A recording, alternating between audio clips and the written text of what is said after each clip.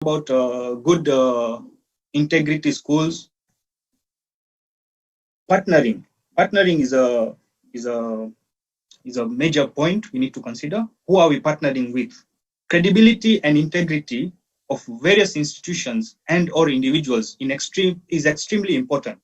Diversifying and development in various regions will mean accommodating various cultures, people's belief, and many other factors ought to be considered for a better understanding of the rising dispute.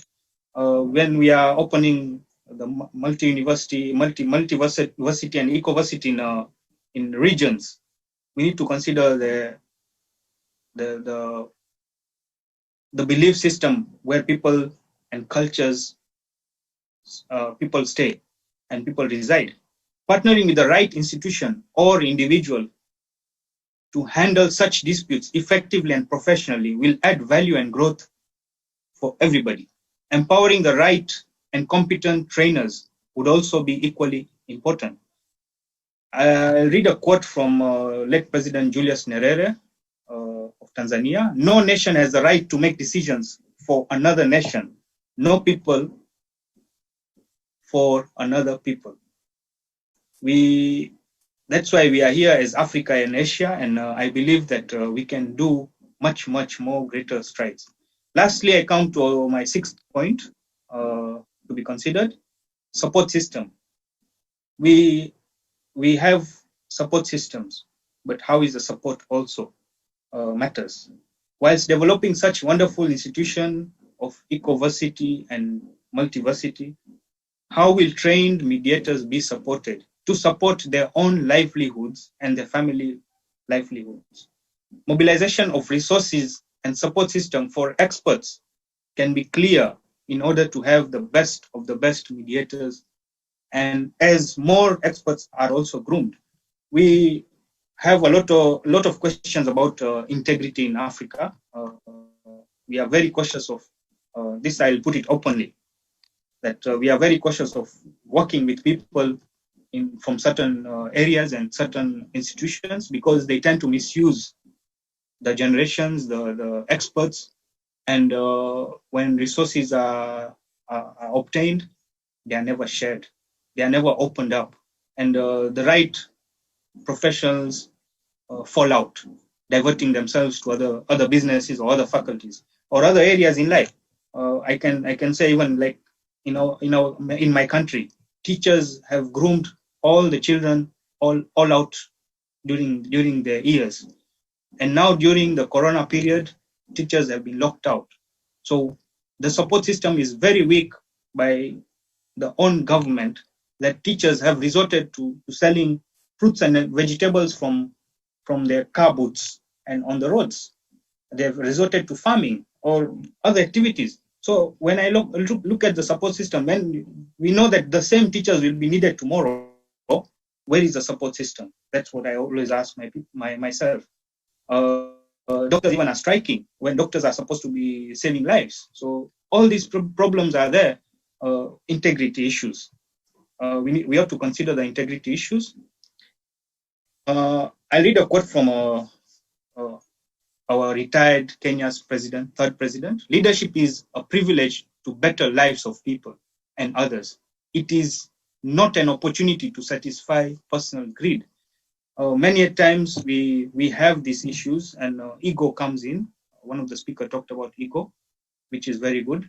When we look at our world as a human world, it is not a bad thing. But when you start looking at in a materialistic way, that every human here is supposed to produce some material for me to be satisfied, it becomes a very negative perspective.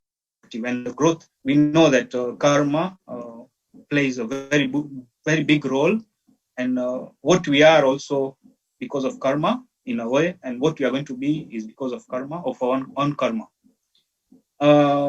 Lastly, I'll end with my own quote. This is what I talked in the last presentation. The families and societies at large today is a result of individuals from yesterday. Yesterday means our grandfathers, grandmothers, great. The generations and society in future will be a result of individuals today, so that's me and you, are the individuals to have it right and make it right. So if we make it right, we give it right, and our generations groom into a better generation, I'm sure they will have something positive to talk about us. Thank you for the opportunity to add value to this noble yet one of the most powerful professions. Namaste. Thank you, Mr. Patel. In the meantime, 75 people join with us with COVID Foundation. Now I am requesting Dr. George Ishu Vidya Victor, Director, Amerina Group. Can we hear Mr. Victor? Good morning.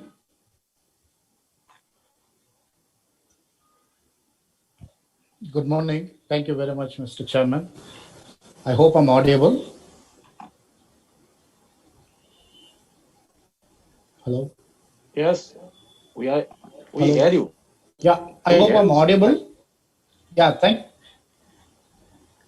you very much, Mr. Chairman. Good morning, ladies and gentlemen. Before I start, I want to apologize with a disclaimer. I'm having a very bad connectivity with my broadband since last 2 days in Mumbai. And if at all, if I'm thrown out or if you are not able to hear me, I say apologize for the same. Thank you very much for the opportunity, and thank you very much for inviting me to talk on the topic, my reflection on Ecoversity and Multiversity. And I'm not going to talk in detail about the greater lens, because Ecoversity or Multiversity is relatively a new terminology, or is relatively a new concept which is percolating into our system to displace or replace the existing system. But how effective it will be, or how sooner it will happen, or what will be the goodness at the end of the day is yet to be seen. So I would start comparing a teacher, probably in a couple of slides down, you will understand why I would start with comparing a teacher and a mentor. A teacher is the one who teach and who guide students, his or her students. A teacher's qualification is to teach the subjects to his students or her students and guide. Whereas a mentor, he or she facilitates to explore things by the students themselves. So there's a big difference between a teacher and a mentor. A teacher is the one who teaches and guides the student in a set of syllabus, whereas the mentor is the one who facilitates to explore by themselves. So that's the normal knowledge and has an yardstick to see, or a yardstick to measure the outcome of his students, probably the grades of distinction in the first class and the second class, or a pass or a fail whatsoever. So it is, the teacher is the one who imparts knowledge to the students, whereas the mentor is the one who shares the knowledge with the students or with the students. A teacher works within the boundaries. A teacher has got a law, or a teacher has got certain guidelines within which he or she has to work, or within which he or she has to prepare for the class, and within which they have to work. Whereas mentor do not have boundaries. They do not have a fixed boundaries, and they can maneuver and share the knowledge of whatever is required as identified from a particular student. And a teacher is the one who normally has a set of syllabus and goes with a set of syllabus to complete within a given time frame. Whereas a mentor normally do not have any syllabus, and he or she only identifies the caliber of the student and tries to develop him and facilitate him to explore in the identified area to excel in his life. And the example for a teacher is a professor, whereas an example for a mentor is a lawyer or a doctor or a researcher. What is the big difference between a professor? Because there could be a professor in law, there could be a professor in medicine, or there could be a professor in engineering, or a researcher. What is the big difference? A professor is typically an academician who is bound within the boundaries and who is confined within the set of syllabus to impart knowledge. Whereas if you look at a lawyer, a senior lawyer has got many interns and juniors. If you also have the view of a senior doctor or an expert doctor in an hospital, will be surrounded by many juniors and interns. Same with the researcher. If you look at a research guide, the research guide will be always surrounded by many students or a research scholars. So that's a big difference. So a mentor is the one who always shares the knowledge without any boundaries, identifying the excellence within his students or her students. So going way forward, why ecoversity or multiversity? Is it necessary at this point of time? Because we are excelling in academics, we are excelling in our education system, and we are excelling in in training our next generation. So why should we look at a different concept, or why should we look at a different terminology now as an ecoversity or multiversity? Is it necessary or is it an appropriate time? So now let's go back to the earlier slide where we discussed the differences between a teacher and a mentor. The answer is yes. Why is it a yes? Because the conventional traditional teaching only imparts knowledge, and people have become more bookish.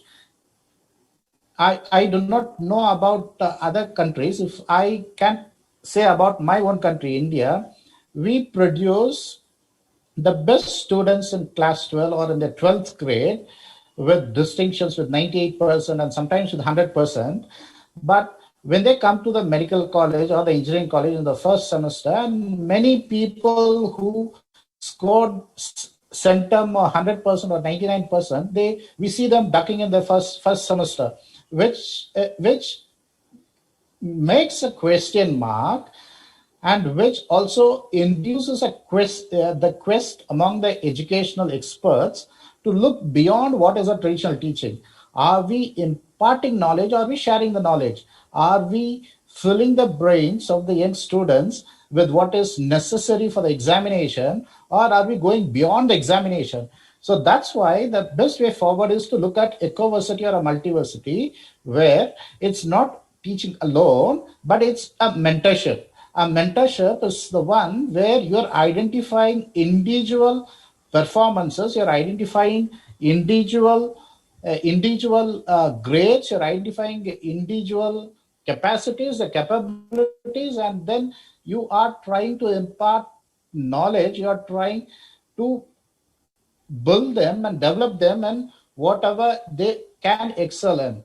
So what are the parameters what we are going to look at? Because as I said, I'm not going into the bigger vision of ecoversity or multiversity. I'm going to touch on the basic chords or the essentials of what is ecoversity or the multiversity, so that these ingredients are incorporated when we are talking on the bigger picture. So the first thing is an exponential growth. So what is an exponential growth? Multiversity, if driven by the conviction that nurturing is a cornerstone of achieving exponential growth, which is something different from a traditional education or the traditional way of imparting education. So you have a conviction, and then you nurture your conviction, which forms the cornerstone for achieving exponential growth by identifying individual best performances or by identifying individuals' capacities or capabilities, which do not happen in a conventional or a traditional educational system, maybe because of various reasons. One is a time constraint, or they do have certain set of guidelines, or they have certain set of syllabus, or they do have certain set of parameters, which will not result in a conviction to nurture or to bring those as a cornerstone. But in multiversity, it's possible. And the second essential is empowerment or empower. So, what do we empower? Empowering experiences that will help and assist for quest to learn. In the traditional when you compare with the traditional education system, we do not empower the experiences. Here we tend to empower the experience by which we tend to identify the best possible capacity and the best capability of the individual and try to help them and assist them to learn and excel in his capacity and his capability rather than to take what he is not interested or she is not interested in. So that's a bigger aspect, empowering experience. And what is the third ingredient? The third ingredient is centric approach. And what is a centric approach? A centric approach is a learner-centric approach, which has led of building bridges at a faster pace.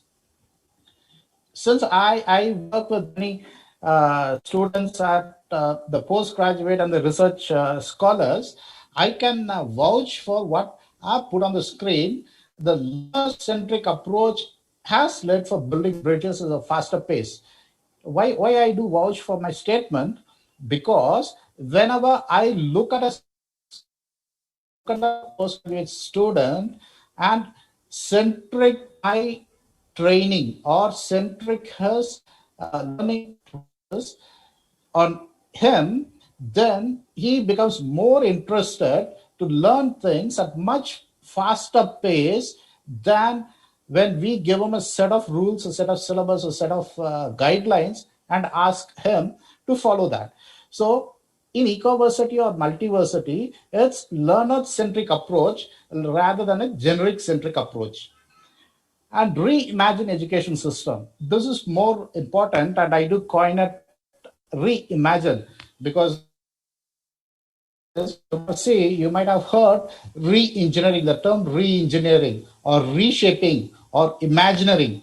So similarly in Ecoversity or Multiversity, we need to term or we need to coin a terminology, reimagine education. What education we have is in our genes, in our blood. Probably it's there for many centuries, and we cannot all of a sudden change the pattern or change the system into a newer system. So we have habit to reimagine what the education that I need. Probably overnight we will not be able to convert this into a different system, but over the years slowly we will be able to convert into the system, like how in India the Gurukul, where students went to the guru's place, they stayed with the guru, they did all work including the housework and learned from the guru, and after some time when they attained certain degree of education, they were asked to go back to their home. So similarly, here we have, and then we migrated into a colonial system of education. So similarly here, we have to encourage students, we have to encourage the educational experts to reimagine education where the learners are centric process and where the learners are given the opportunity to choose what they exactly want. So when we do all these ingredients, what is the solution we are looking at? The solution that we are looking at, the learning create solution with clear communication skills.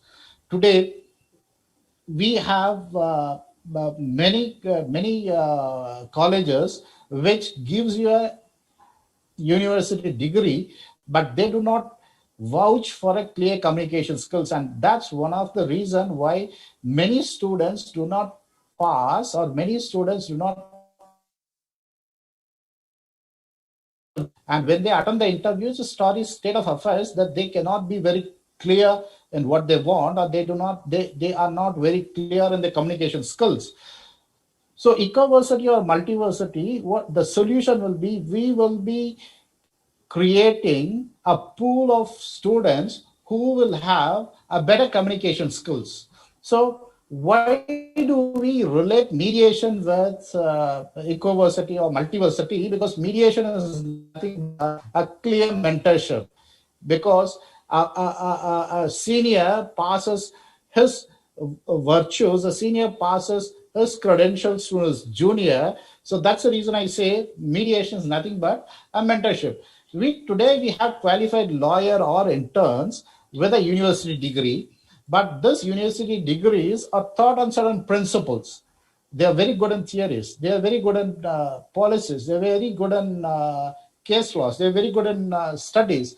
However, the dispute quantum in a mediation will be different from case to case. Same like arbitration. You cannot have a thumb rule to say this is going to be how a dispute resolution or how a mediation or how an arbitration is going to be. Each will differ from case to case basis. So why mediation? Mediation practice need mentor. As I started with, a senior will pass on his virtues and will pass on his credentials to his junior by mentoring his juniors. So that needs mentor, and mediation is a hybrid process. You cannot have one particular subject and say that this is what mediation is, but it's a hybrid mechanism with legal acumen, analytical skills. A mediator should have analytical skills to analyze and look at and see what is appropriate in his case and what is allowed in his case and what is allowable in his case. So you should have a legal knowledge plus an analytical skills, and it's a people-centric process. And in a conventional law school, we are not thought about people-centric process, but we are thought about the systems. We are thought about the process, and we are thought about the procedure to be followed in the court of law. But here, mediation or arbitration is people-centric. You have two parties. You have to hear both the parties, and then you have to adjudicate the dispute between the parties. So it becomes a people-centric process. And a mediator or an arbitrator should provide equal and fair opportunity to both his parties, and he should also allow himself equal and fair opportunity to exercise his analytical skills and to arrive at a reasonable solution. What are the essentials of an arbitrator? When we are talking about ecoversity or multiversity, he should have attentive hearing skills. This is more important. And most of the conventional law schools will train its lawyers to be a good orators or to be a very good will have a very good talking skills rather hearing skills. So a mediator, the first essential of the mediator is to have a very attentive hearing skills, should have a very clear communication skills. It should not have ambiguity in your communication. Your communication should be either yes or no, or simply sticking to the point without any ambiguity. So a mediator should have a good communication skills. As I said, you should have a good analytical skills to analyze analytically and to see how he can be able to provide solution. He should have good writing skills. He should be hearing. While he is hearing, he should take his own notes. He should have a good communication skill. He should have a good analytical skills, and he should combine all this and write a report or write an order or issue an order. So he should have a good writing skills with a legal application. A writing skills without a legal application are not be lawyers. They can be a subject experts, but without a legal application in writing your orders or giving an opinion will not sustain. So the very important essential of a mediator is to write along with legal applications. The most important essential that most of the arbitrators or the mediators often ignore is the financial knowledge. They think a legal application and the law, what they know, will be enough to write an order, but it's not so, because most of the disputes are commercial disputes, and these commercial disputes involve financial aspects. Henceforth, the mediator or the arbitrator should have a very, very fair knowledge on the basic financial resources, or should have a very sound knowledge on the basic financial aspects. A mediator is also a mentor. That's what I started with. A mediator is a senior who passes on the baton to his juniors. So it is a mentorship. So Ecoversity and Multiversity should have these essentials when they incorporate their bylaws, or they incorporate their policies and procedures. They should have a process where it is mentorship rather than a teacher model. So therefore, I conclude mediators and arbitrators should be a very good mentor. Juniors and interns should reimagine the training needs and educative needs and develop new and additional skills. Without new and additional skills, what we saw in a couple of slides earlier, if you do not have this set of skills, then probably you will be lost somewhere in the ocean. So it's better to have new and additional skills which you imbibe or which you try to adopt from your mentor. With this, I conclude ecoversity and multiversity is quite possible if you have a mentorship concept being incorporated in ecoversity. And I thank everyone for your patience hearing. If there's any questions, I can take the questions.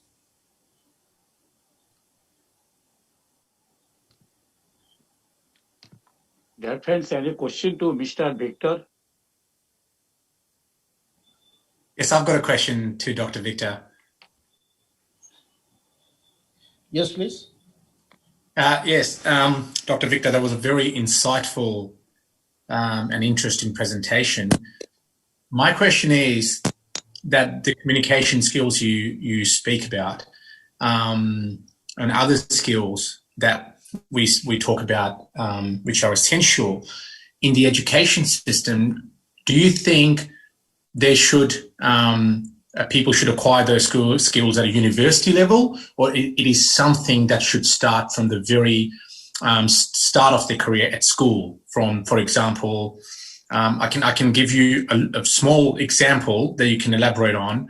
When I was growing up in India, we had one teacher and he made all our decisions. We're not allowed to make decisions on a team, on a cricket team or anything. However, when I came here, one big difference I realized is that somehow people overseas empower children from a very young age rather than a university level. So the creativity is fostered, leadership is fostered from, it's my humble opinion that by the time it reach university level, something has been lost. I just wanted to know your learned opinion on this. Thank you for your question.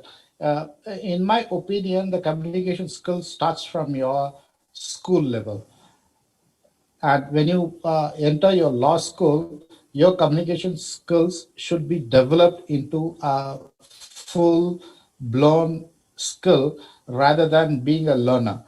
So in my opinion, the communication skill starts at every level, which starts as early as in your school, but it should be perfect, or you should be near ideal when it becomes when you are into a law school or when you're graduating out of law school. I hope I answered your question. Yes, you did. Thank you. Thanks. Thank you very much. Any question, dear friends? I think no question to Mr. Victor. In the meantime, Bhutan also joined with us. And now I requesting Mr. Pankaj Kumar Kundu, who is the Africa Asia Mediation Association Chairman, Bangladesh chapter. Thank you, Honorable Chairman, Bangladesh International Mediation Society, Mr. S.N. Goswami, for giving me this unique opportunity to give my reflection. On the other occasion, that is on 5th September, this time last week, I shared my views and understanding on this topic. And today I have given another opportunity to give my reflection. What I want to say today has been covered by the speech of Dr. George Yesu Vida Victor. Despite that, I'll say something as my reflection. Ecoversity is a gathering point for diversity of knowledge intellect, and spirituality in an earthly proposal for unity between nature and human beings. And you know about multiversity. The concept of multiversity has emerged through practice and evolved through processes. Here, knowledge is realized through actions. So now, a question may arise: why are you thinking about multiversity and ecoversity? Because the conventional education process has failed to serve our interest and purpose. That is why we're talking about multiversity and ecoversity. Firstly, you know, the citizens have basic needs like food, clothing, shelter, medical care, education. But this education system has failed to fulfill these basic needs. That is why we are thinking about the alternative methods of learning. Secondly, this system is teaching us consumerism. Consumerism. Education is now here, has now become consumerism. Institutions, relation between institution and students has become now producer and consumer. So it cannot happen. Thirdly, we have noticed that entire definition of structures of learning have been hijacked by a bunch of self-reclaimed experts sitting in a land far away from us. The experts, self-proclaimed experts, decide that what we learn, who we learn from, how we learn, how we are evaluated, and grant their holy stamp of approval to our efforts. We are told that the said experts are only ones with knowledge, and they have the rights to make decisions over our lives and our futures. This system is killing our innate curiosity, collaboration, and creativity, and is exacerbating many crises of the world.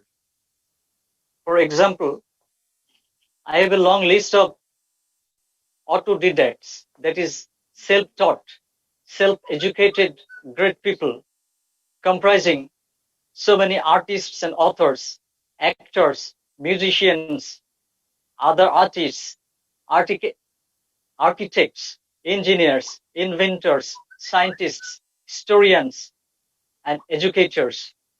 Many of them are Nobel Prize laureate.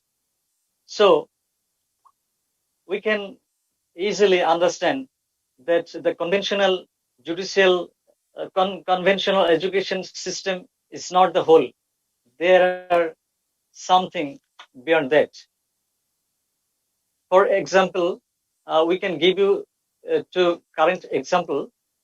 During this lockdown period, a young engineer came back home, and once the family saw the ceiling fan is not moving, his mother asked him to check what has happened to that fan. But this young engineer tried for 2 hours but failed to repair. Then the mother called a nearby mechanic, and the mechanic came and fixed the fan. Then the mother tore the certificates of his son apart. And so it is clear that the engineer has got not the whole knowledge. The mechanic who has not got the opportunity to go to school has also some knowledge. And in the COVID period, the medicine has not yet been invented, but some quack homeopathic doctors have treated some COVID-19 patients, and the patients have been cured. So actually, the conventional education system is not the whole thing, as I am telling to you. And there is this system is defective. For peer selection, everybody has to take same exam here. Suppose you have gathered a monkey, a penguin, an elephant, a fish, a crocodile, a dog, a cat to climb a tree. So we can guess monkey will be successful and other will be disqualified. But we don't think that other animals have also skill, have also talent. Similarly, other peoples, those who didn't get the opportunity to go to school, have also knowledge.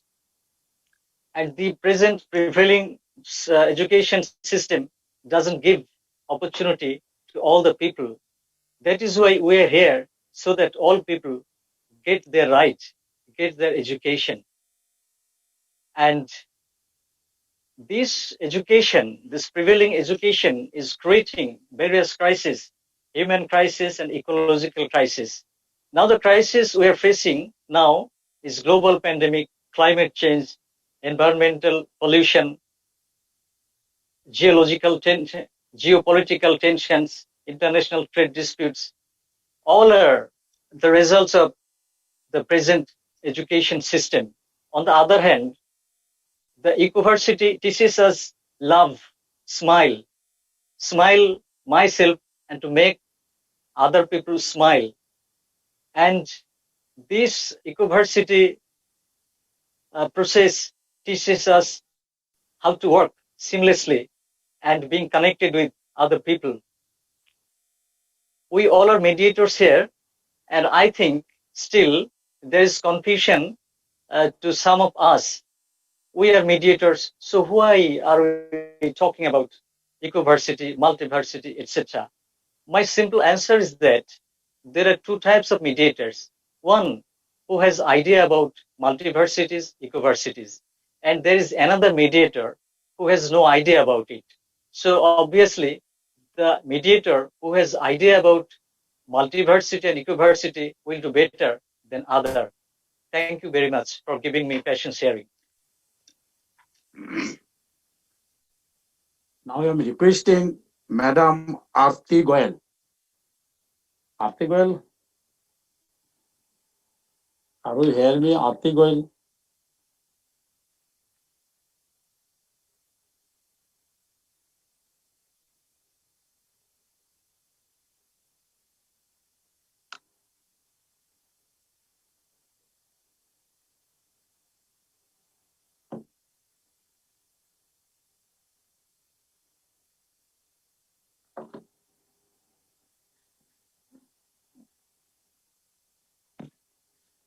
Maybe she is not available. Now I requesting Madam Priyanka Chakraborty,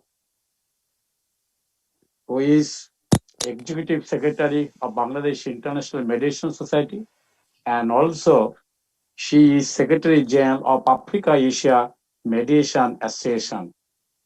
Now I requesting Madam Priyanka Chakraborty. Are you hear me, Priyanka? Yes, sir, I can. Thank you so much. Good morning and good afternoon, everyone. Good evening to the people who are, enjoying the Saturday evening. And thank you so much for sparing time and, being a part of this brilliant discussion. It's a great opportunity for me to not only be a part of this discussion, but also have the edge to learn about a concept which has been there and growing for a couple of past decades, which was pretty unknown to me. When I was introduced to this concept of ecoversity or multiversity, it came across as something which is very new. And, after the last week's discussion, when I started reading about it, I realized there's so much being done, and there are so many people who have already embarked into this journey of ecoversity and multiversity, and how brilliantly it is actually working. I've tried to make a very small presentation, having I have the pros of being the last speaker, and I have absorbed a lot from all of you. So pardon me if I end up repeating any part. I'll try not to do that in my presentation. I'll just share the screen, and please do let me know if it's visible around.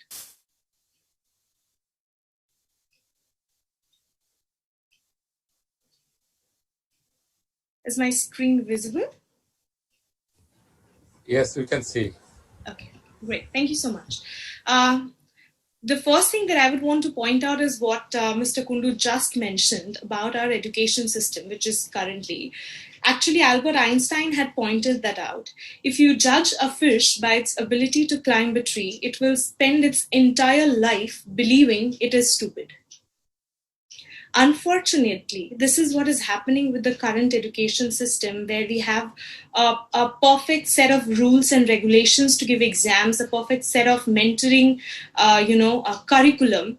And I heard this term coming across a lot of times as well in our discussion today, that we are producing, lawyers or producing mediators.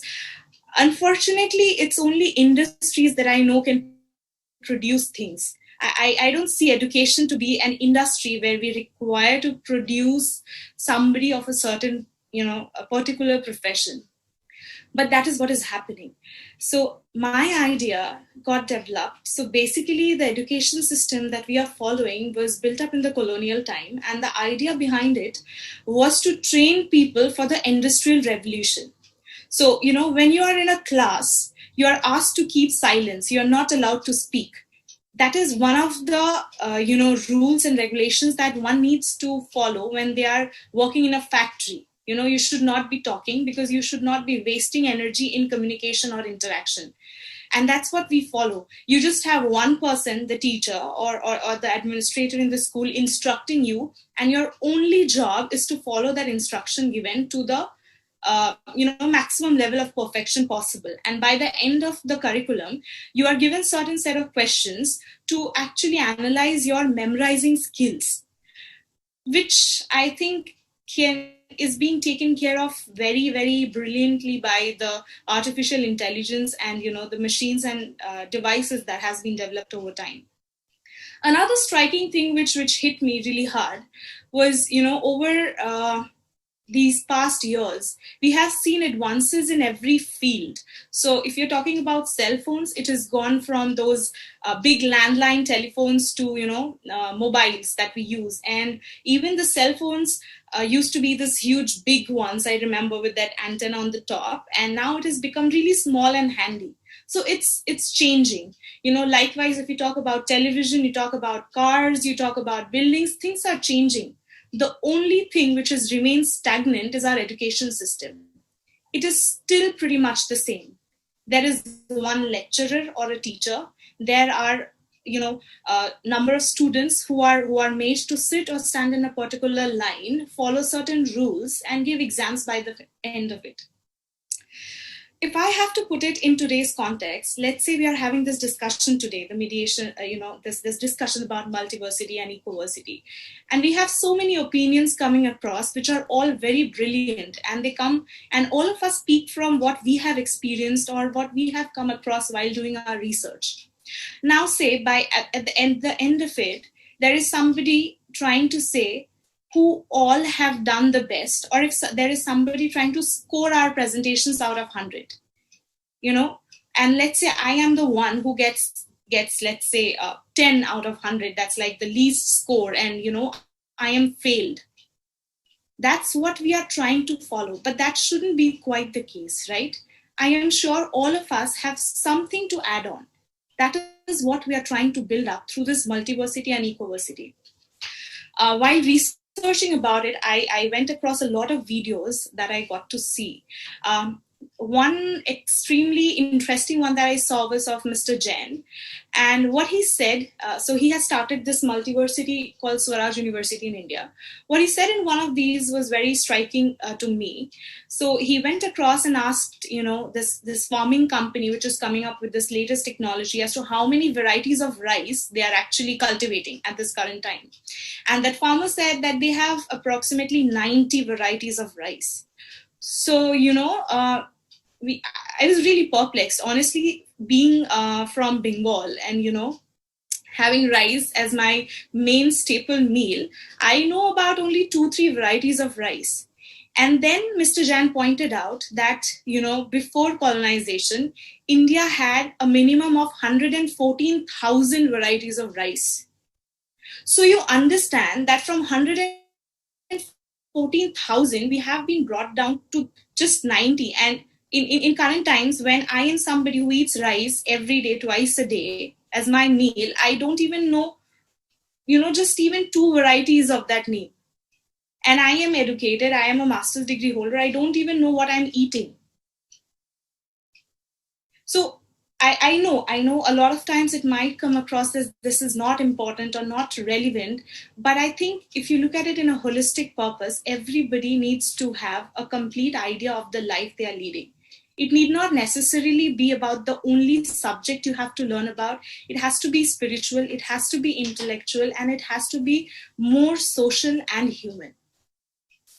So, moving on to what I understood of the present education system that I have put up is, so this system is more mechanically engaged, and the tasks through institutions are expressly set up decades ago to destroy the creativity and identity. I remember in my class, in my school times, we had this friend of mine called Kasif, and he was a brilliant artist. Okay, he would draw pictures and he would draw this high-tech vans that could be made, but he could never score well in maths and science, and so he failed 3 classes, and probably he felt really bad about those failures. I can't even imagine if we could have nurtured his artistic skills.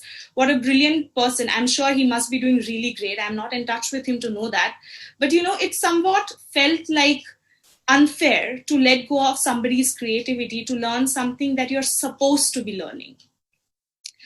Secondly, what it does is it makes us doubt our innate abilities and interact with our environment, to question our inherent worth and, kind of disregard the beliefs and traditions that we have had inbuilt in us, in our systems.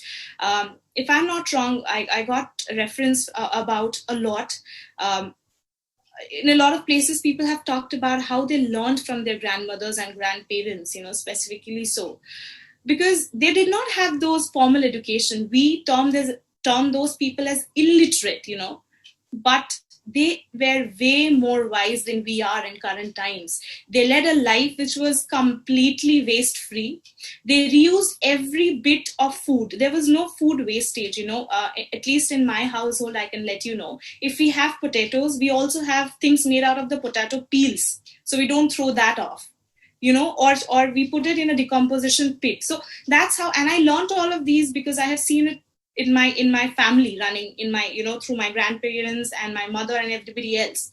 So also the current education system, another problem that I see is an imposition of compliance at every stage. So you have to comply by the attendance. Honestly speaking, I have been in academics for a very less amount of time, but I have seen if your class is interesting, your students will come across.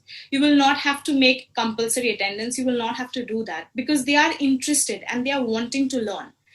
Another huge problem is we are trying to homogenize the values. So we are kind of selling degrees. We are trying to make people competent for the industry, rather than actually creating better human beings and better life cycle. So instead, if we think that we can create a society, with the Ecoversity is saying, if you create an Ecoversity where you create jobs and you have people who have better possibility of employing others than being employees themselves, it'll actually become much more holistic. And interestingly enough, there are societies like that. One big example is that of Auroville in Pondicherry. It is a small piece of land in the southern east part of India. I got to know about it very recently. I did visit it, but I never knew how remarkable that entire project is. They have created this entire society where there is no religion they follow, there is no law that they abide by, and there is no currency that they use. There is this entire society made of people from different places with different, different region, religion, everything, and everybody is living in harmony. it's a brilliant thing. So if we are talking about how successful it might be, I have to say it is there and it is successful. We just need to take that leap of faith and start working on it. So more so, this educational systems is a vast recruitment ground. I completely agree to that. When we are studying, if I have to put an example of engineering degrees, more so because recruitments in engineering is larger in its quantity. So in the third year of engineering colleges, people end up just talking about placements. Nobody worries about if they are learning or not, if they are actually able to. If there's a mechanical engineer, if that person is actually able to do something when it comes to the core of his subject, that's not important. It's important to get a job. So education is becoming more like a recruitment agency. And you try to buy the certificate of the recruitment agency, which is more, sellable in that regard. So, and another part, of course, you need more money and resources than interest and willingness to learn in today's education system. That's also a very, very sad thing. So, probably we are trying to move ahead from that. There's a video that I found very interesting. I would just want to play it. Please bear with me. It's a bit slow, but it is sending across a brilliant message.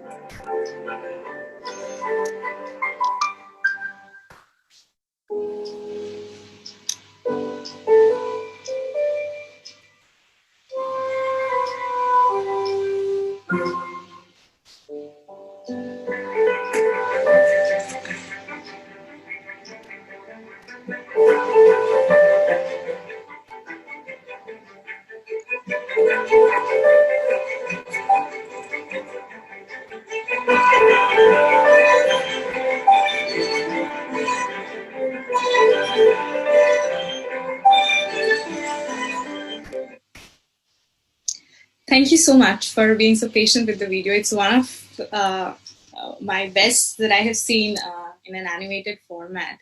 It just basically talks about how we want to create similar, alike products as we term, So we are trying to produce lawyers, produce professionals. I hope that we don't end up producing mediators anymore, So we hope we create them. We hope we give them the space to build themselves and, have their own green patch of land where they can do what they feel like. But of course, I'm not saying it has to be haphazard and it's not supposed to be a Brownian motion everybody going haywire, not that way. But of course, with that liberty and that space. So when I went through that document, I came across this wheel of needs, and it came across as a very interesting document, a very interesting diagram to have, if I have to say like that. So, this is basically what a human need cycle is like, and it has got components of it all. So if you look at the education system in a way that you have to go to school or colleges from a particular time, say 7 to 3 in the evening or something like that, it doesn't cover this entire cycle. So we need to brush this very wheel of needs that a human is supposed to be covering when we are talking about educating somebody. And as I say, a lot of times there's a huge difference between literacy and education. We want to educate the masses and everybody, and not just merely make them literate, and we need to strike that balance really, really much. So I'm sure all of you have gone through this. I will not take more time. I'm sorry if I'm running a bit late. What I think the basis for Ecoversity or Multiversity should be is basically, it should be a place of never-ending education. There's no particular age, time frame, gender, region, religion to learn something. It should be from the very beginning to the end. So if you're talking about mediation, it does not need to be only for lawyers or for people from a particular profession or region. It shouldn't be like that. It should be open to everyone and inclusive of all, and it has to be throughout. I'll just give you a small example. Yesterday my husband came back home. He's an ENT surgeon. So he came back and he told me that, he was very happy to let me know that he had mediated. So I asked him, why do you say that you mediated? So he said, there was this, there was a problem between the patient party who had come to the hospital. They were not getting beds because there are not enough beds due to the COVID situation. So there was this rough between the hospital administration and the patient party. So he kind of went in between and he helped resolve the matter, and he ensured that the dispute doesn't escalate from there on. And he was really happy to let me know, come back home and let me know that, I have mediated. So I was really happy, I was really happy to know that the subject that I'm talking about is actually going into and seeping into the realms of the real world. And that's when I think that as mediators, we are successful, when people at their everyday life can and practice the very nature or the essence of what we are trying to impart here. Another part of this university should be that it has to be both spiritual and intellectual growth. It can't just be about the knowledge of the subject. It also has to be, as we talked about, a huge knowledge about yourself, about learning about yourself, about the listening skills and all of it's extremely important to look inside before looking outside. So that is, I think, an integral part of it. I also prefer to not have examinations or fixed structures, to tell that somebody has passed or qualified or failed. The moment we do that, it's the very moment we are trying to cage people. We are trying to create a very strict boundary. I am not quite in favor of that. I'm not sure how to go about it otherwise, but I'm sure that we will definitely figure a way out of it. Now, to start something like that, this has also been mentioned in the document. I really like that one. The raw materials that we need is our innate curiosity, that eagerness to learn. And, people's varied knowledges, institutions, and creativities, something like what we are doing currently. We are pulling information and knowledge from a variety of people, and of course, the collaborative community spirit. I think we have all of this with us to start to think of creating a future in this very format. Okay, so moving on to a bit of mediation, if I have to say, or if I put it that way, conflict resolution. Okay, so whenever we are talking about conflict, this diagram is a very favorite of mine. I really look up to this.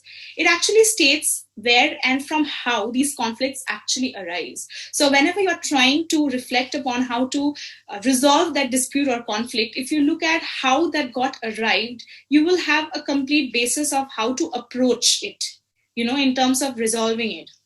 So if it's a data conflict out of information or something like that, if it's a relationship on value, it's created or caused externally. And honestly, I think to understand this, you need a much more holistic approach of a personality development. So if I say somebody, I'll talk about lawyers because I belong to the profession and I can take that leverage to speak something. I apologize if I am speaking anything negative, but I see if I'm a very hardcore litigating lawyer and I know to win a case, that's what I want. And if I enter into a place where there's a relationship conflict which has a lot of emotions and everything, I might not be in the best possible state. To handle that. And that will only be possible if I am also holistically trained as a human being. I know how to listen rather than just putting across my points, and how to also empathize with people, to put myself in their shoes and try and see how to resolve this. So I think a huge part of conflict resolution is and can be built by multiversity or ecoversity systems. I had another video. I will not play it because of the lack of time, but all of you can actually go through it on YouTube. It talks about how Auroville has been created. It's a small city. It's a small city in its own. It's within the Indian territories, but it is following a beautiful world where everybody is living together. It is an ecoversity. They have people from different professions, from doctors, engineers, architects, creative artists, people who are running cafes, people who are running schools. There are schools which do not have a curriculum. So it's a brilliant world in its own. And I am really thankful for being a part of this discussion and being able to present what my thoughts have been. I am absolutely overwhelmed by what a brilliant concept this is, and really happy to be a part of this. Thank you so much for your patient hearing. That will be all from my end.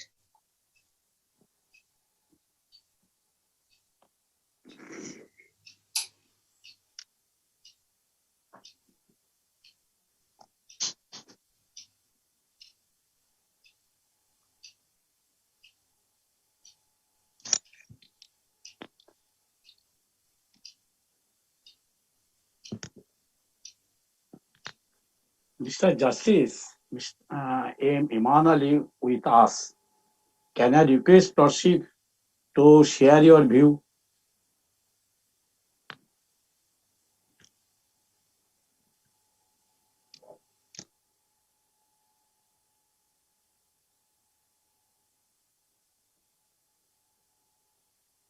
Mr. Lordship, can you hear me?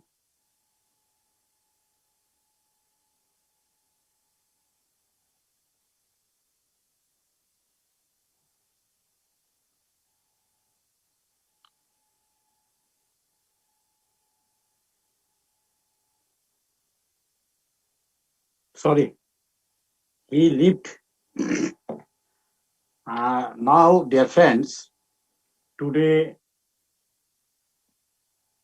view exchange program, Madam Srishti Mahant, BIMS Regional Director, Australia, Mr. V. Invajian, Course Director of BIMS, Mr. Manjot Singh, Advocate and Solicitor, Melbourne, Dr. Uttam Kumar Das, Trainer Domestic of BIMS, Mr. Harendra Patel, AMA Executive Member, Dr. George Ishu Bitta Victor, Director, Amarina Group, Mr. Pankaj Kumar Kundu, AMA Chairman Bangladesh Chapter, and Madam Priyanka Chakraborty, Executive Secretary of BIMS and Secretary General of AMA, share their views.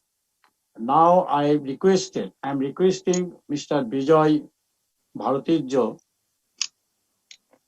present his closing speech. I think it is very important, his closing speech, because from his speeches, we collect some information. Near future, we will do that. Now we are requesting Mr. Bijoy Bharatijo to present his closing speech. Thank you, Goswami sir. Can you hear me? Yes, sir. Yes, sir. I'm extremely happy. I think we had very good 8 good presentations from young and from seniors both, and getting a different perspectives of how they look at multiversity, ecoversity. I needed that. I wanted that reflections to happen, and I don't know, for some reason I didn't give any links to anybody. Neither my presentation nor I said anything about what's happening around the world. I just left it open to people to imagine what it could be. I'm happy that all of you have explored multiversity in your own way, and I think it's come up very well. This is what we call multiversity. There's no one way of looking at things. There are different ways of looking at things and growing together. So I'm very happy to have the presentations. We started with Srishti, young presentation. She started with her own experience. I think that's very important. The main thing which I learned was the exploration part, the young people exploring the new possibilities of self-inquiry and other things. And she also talked about listening. She had a query. She talked about the generation, that they're looking beyond the syllabus, but they're not encouraged. And that is true. With many young people, they don't encourage questioning, neither they can do something else. But things are changing, Shrishti, as Priyanka also said. We have about 5,000 children who are not going to school. They're studying on their own. It's more of a self-directed learning. So there's a big community coming up in India and elsewhere. So that's a very happy news. And you're all being part of that larger community now. Mr. Vijayan, if I spell it properly, Mr. Vijayan also, I think, made a very good presentation. He highlighted the factory schooling, the mediation and coalition work. He also talked about restorative justice. I think that's very interesting. That we should, in mediation, we should talk of restorative justice also. But that's coming up very fast. And non-state mediators practices, which Priyanka also said, is not just about the structured system of mediators, but there are many non-state mediators and the people mediators are there that need to be supplemented. And I also very happy with the presentation. I think he also talked about the ideal quality about the mediators. I think he had a good list of it. And he also talked about a very important thing, the research aspect of the mediation. I think this will be a very important agenda for mediation, multiversity or ecoversity, we call it. I think we should take up some research work. We can identify research areas where we can work collaboratively. Importantly, learn, unlearn, and relearn. This is part of the multiversity concept. We learn, we also unlearn certain things, and we relearn. This is the process of multiversity processes. And Manju Singh, I think very interesting. He brought up the human needs and sentiments together. And he said, I belong to the universe. When this feeling comes in any young person who is a student of mediation, I think thinking beyond oneself, sinking oneself into the process, I think this is the most important thing that we can give to the world. The university is disconnecting with more things. I think this is very important to belongingness, the coexistence value.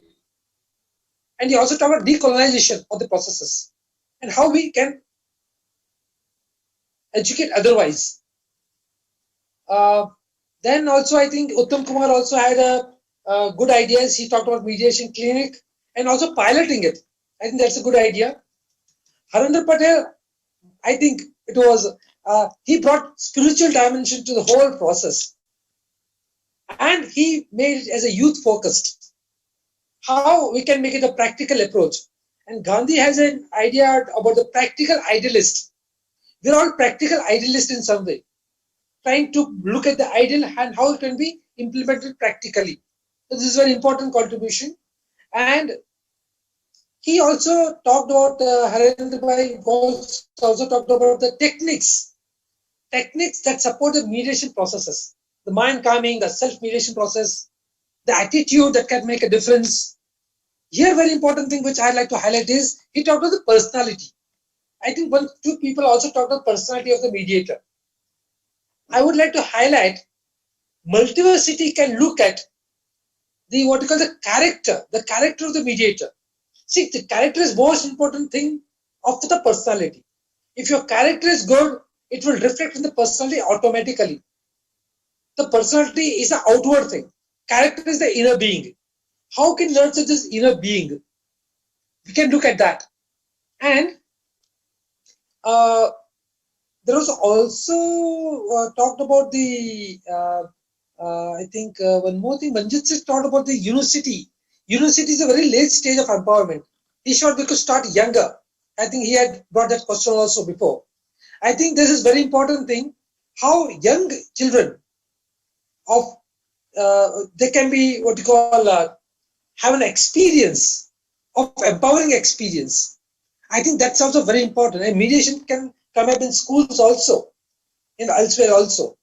So India has a lot of good experience in that. And Jinan, Mr. Jinan in India has worked out a very good process. He himself, I'd like to highlight, he himself was a struggler to understand what this learning is ought to be. So he went to a school where there were no teachers, only children were there. There, he did an experiment. He documented the videos and he collected the videos of 4,000 videos he prepared on how children learn. And then he came to a conclusion and he made a very good presentation on how children learn. The sensing, being, knowing, all these things have been documented very well. So maybe we can invite him sometimes for a workshop. And Uttam also, Kumar, I said about his clinic. Harinder Patel, I talked about his presentation. Yes, the mediation in everyday life, I think this is very important. Mediation in everyday life. In every situation, there's a need for mediation. So how can we make it as a part of our living process? Dr. George, again, I think I should be very much thankful to him for highlighting the mentor. Mediator as a mentor, I think this is very important. Driven by conviction, empower the experience, learner-centered approach, reimagining education, which I talked about Mr. Jinan. I think this is so important that it is part of this, what we're thinking of this new process. Mediation is a hybrid mechanism. How we can bring all these elements into this process and make it practical oriented, application oriented. Mr. Pankaj Kumar Kundu, I think that was also a very important presentation. He talked about reverse of the relationship between the student and the learner, the teacher. How we can reverse between consumers and capitalism that we talk of. How we can reverse the process and acknowledge the limitations of this process. Aarti unfortunately could not, I think, be present, but Priyanka's presentation was a culmination of my presentation last week. I think she completed the unwritten part, the unthing which I wanted people to explore it. She explored it very well. She talked about Manish Jain.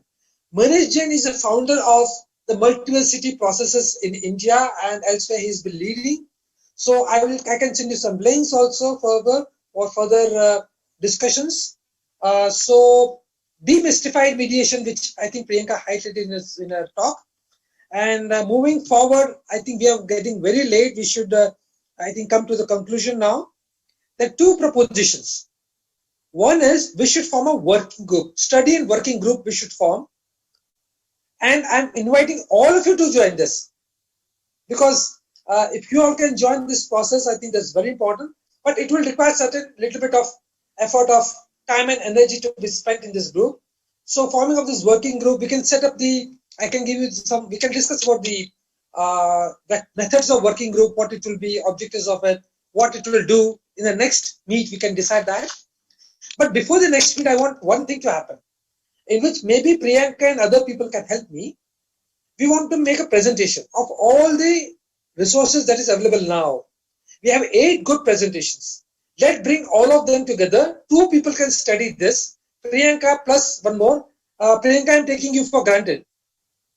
If you agree. No, I'm glad, sir. Priyanka, one or two people who can support you in documenting whatever presentations today we have brought up and make a presentation for next Saturday. So that we have some concrete thing in us for the mediation, multiversity or ecoversity.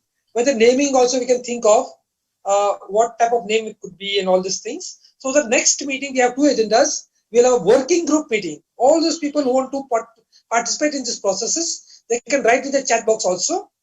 They can be part of this process. And any other person you feel can be part of this process, please welcome them. And one short presentation prepared by Priyanka and other people who can support these processes. So I hand over to Goswami to what you call for the administrative other things. Please, Goswami sir. Yes, sir. Yes, working groups is okay. But can I declare today who are interested to lead that groups from Priyanka Chakraborty sides? Yes, well. From Mombasa sides, I think Mr. Harendra Patel. Create 1 or 2 groups. And from Tanzania, I think Berlin maybe created 2 or 3 groups. And from Bangladesh, I think Mr. Pankaj Kumar Kundu maybe created 1, 2 or 3 groups. So later on, that is next Saturday, we can discuss among that groups and cross debate maybe also. Any suggestions, sir? So in working group, how many people are there? Maybe one leader plus 3 members. One leader plus 3 members. In this way, from So Bangladesh. 4 people are there, and yeah. 4 people are there for the time being. Yeah. And the presentations will be prepared by these 4 people together. Yeah. Okay, fine. So we will talk to separately with these people on email. Yeah. That's fine. I'm so happy with that. Many thanks, Mr. Bijoy. Now, Madeline with us. Any comment, Madam Madeline? Madam Madeline, are you hear me?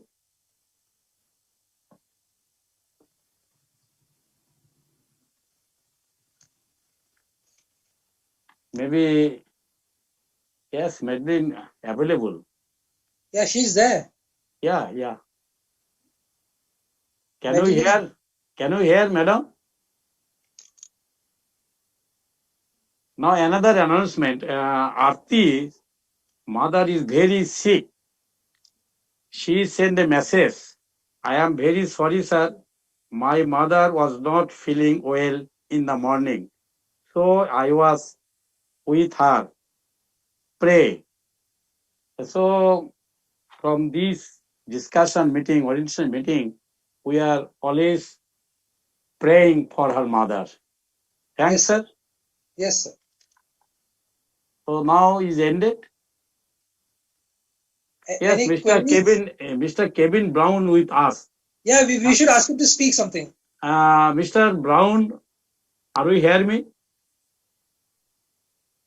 Mr. Brown. Hi, yes, I can hear you. Yeah. Sorry, Yes. I was. Can you share, sir? Can you share? Certainly. I found this conference today, webinar, to be really interesting. I think the presentations were brilliantly done. I've learned so much about Ecoversity and Multiversity, much more than from reading, a couple of documents on it. I think a lot of the information that was shared today really hit home. I think one of the things that really hit home with me was the topic of empowerment and how important that is, not just following the norm, following the way things used to be, but actually empowering our children to be creative, to be more alive in the world, and to be confident in the world. And while we talked about it beginning at university being too late, we then talked about it being important to start very early in our schools.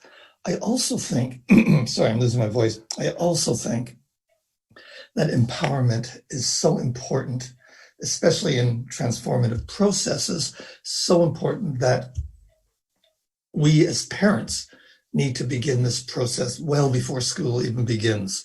Empowering our children makes them have much more self-confidence and able to look at what they're doing, look at what they're being taught, and recognize whether or not that is working for them and whether or not they need to change the system. So empowerment added to all of the other wonderful facets of Ecoversity is a great start. And I think this process will be very successful. And I look forward to the future. Thank you. So, Mr. Vijay sir, are you conclude? Yeah, we should conclude. I think because it's quite late now. Yeah. So, dear friends, today's orientation program is now ended. Near future, that is coming Saturday, we meet again. Through discussion meeting, working groups in the meanwhile, maybe we form, and through working groups, maybe we discuss next Saturday. Welcome to all of you again. Thanks.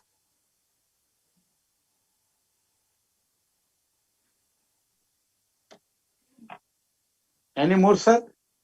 No, sir. Thank you. Thank you. Jai Jagat. Jai Jagat. Jai Jagat.